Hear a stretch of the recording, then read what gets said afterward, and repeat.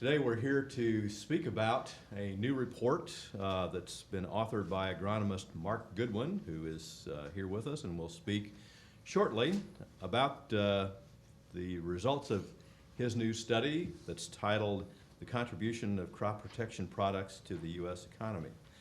Mark's research looks at two incredibly important issues: the health and direction of American agriculture and the contribution of crop protection products to the productivity and efficiency of the American farmer. Without further ado, thank you again for joining us, and I'm pleased to introduce Mark Goodwin for the presentation of his report. My task was to calculate the socioeconomic impacts of the crop protection industry in the U.S. As he also mentioned, I'm an agronomist, so the approach that I took with doing all of the calculations and the calculus needed to get to where we needed to get on this report started with the field and worked its way through the economy through the help of economists that I had helping me in terms of doing the simple math that is entailed when you track a known quantity of additional food through the economy. So that being said, the key question that I was trying to answer is, how does the extra crop production that American farmers produce through the use of modern crop protection products impact different facets of the U.S. economy, both in terms of jobs for U.S. workers and the payroll they receive, in terms of family grocery bills, in terms of some environmental metrics, and lastly, what are the impacts on the U.S. trade bill, particularly the food trade balance? Conclusion number one is the use of crop protection products at the farm gate generates $82 billion in cash for growers. And that's $82 billion that materialize because the grower is able to control insects, diseases, and weeds, as opposed to having crop losses due to those. So $82 billion at the farm gate. When you generate $82 billion in new wealth, it doesn't just stay in one spot. It ripples its way through the economy, and the spin-off impacts of those $82 billion goes to work through 20 industries in the U.S. And generates a further $166.5 billion in wealth in the U.S. economy. Conclusion number three, in terms of job generation, the incremental crop that's produced that is due to the use of crop protection products by the growers as it makes its way through the economy, works its way into payrolls as well, to the tune of $33.9 billion in payrolls in the hands of 1.05 million U.S. workers across 20 industries. And again, going back, these are the 20 industries that are within the study. Conclusion number four is the use of crop protection products in adding food to the U.S. Goods that can be traded accounts for virtually all of the surplus food that the U.S. produces and exports internationally. In other words, if you take net food exports, net food imports, and you look at the difference is dwarfed by the incremental production that results as a result of the use of crop protection products in the U.S. farm sector. Conclusion number five, impact on the family food budget. Here I restricted the study to just fruits and vegetables because they have the most concrete, direct relationship in terms of impact through to pests.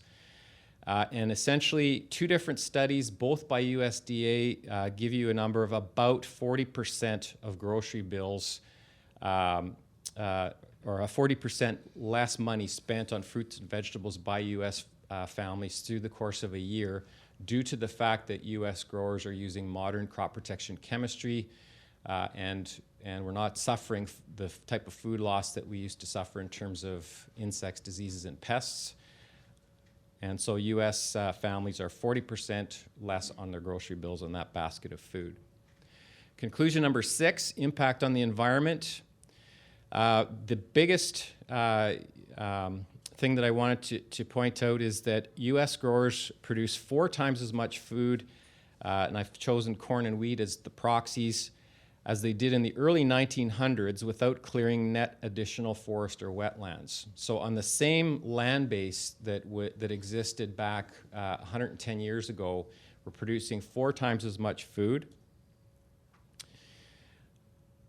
And secondly, the fact that we're using crop protection products in the food system means that we do not have to rely on tillage as much as in the 1800s or in eras that were before the modern era of crop protection products.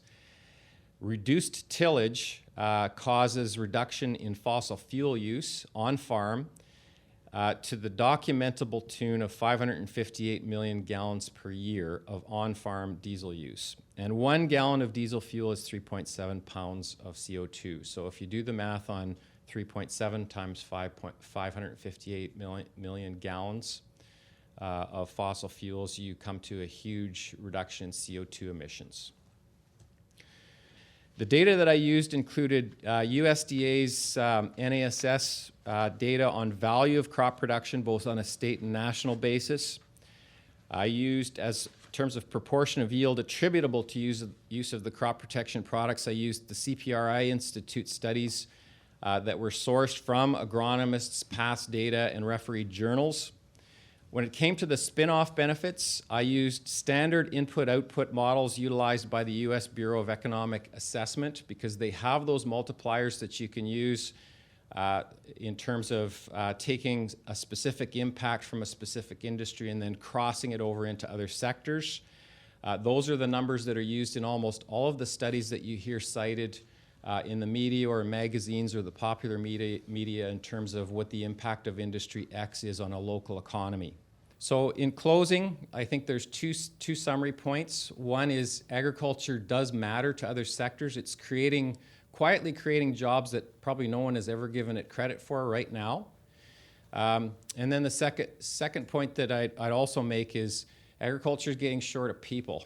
So if anyone has anyone in high school who, like my older daughters, don't know what they want to take in first-year university, push them into agriculture because you can see the numbers are bright and they're going to do nothing but get brighter and get bigger in terms of impact on the whole economy, in terms of opportunity for individual people. Thank you.